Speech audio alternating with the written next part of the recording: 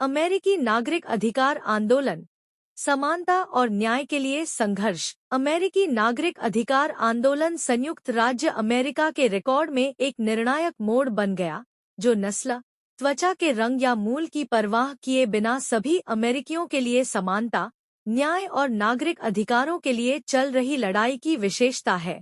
यह साहस, समर्पण और बलिदान का समय था, एक ऐसे चरण में जब लोग और समुदाय अन्याय के खिलाफ लड़ने के लिए एकजुट हुए और अमेरिकी समाज को आकार देने वाले कानूनों, संस्थानों और दृष्टिकोणों में महत्वपूर्ण बदलाव लाए।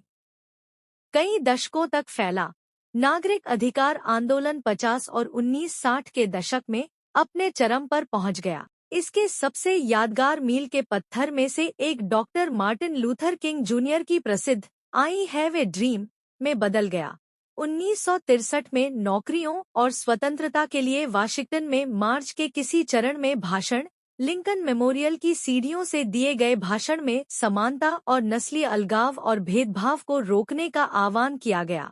एक और महत्वपूर्ण क्षण अलामीन बस का पहला विस्काउंट मोंटगोमरी बन गया। 1955 से 1956 में बहिष्कार, रोजा पार्क्स द्वारा एक श्वेत व्यक्ति को अपनी सीट सौंपने से इनकार करने के बाद शुरू हुआ, जिससे सार्वजनिक परिवहन में नस्लीय अलगाव के प्रति विरोध की लहर दौड़ गई।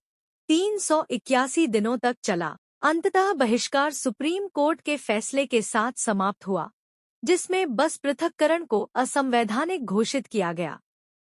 नागरिक अधिकार आंदोलन में पूर्ण आकार के जेल मील के पत्थर भी शामिल थे, जिसमें 1954 में ब्राउन बनाम शिक्षा बोर्ड में सुप्रीम कोर्ट का फैसला भी शामिल था, जिसने सार्वजनिक संकायों में नस्लीय अलगाव को असंवैधानिक माना था।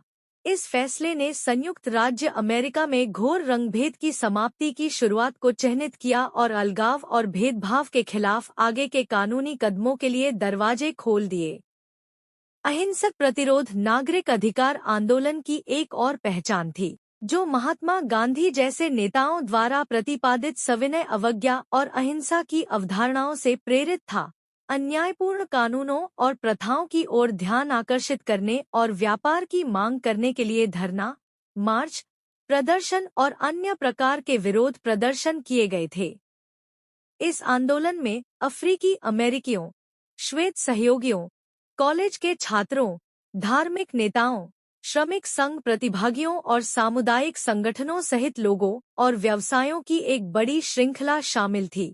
यह सभी के लिए समानता और न्याय के लिए साझा विकल्प का उपयोग करके प्रेरित एक अंतर्जातीय, अंतरपीढ़ीगत और अंतरसांस्कृतिक आंदोलन था।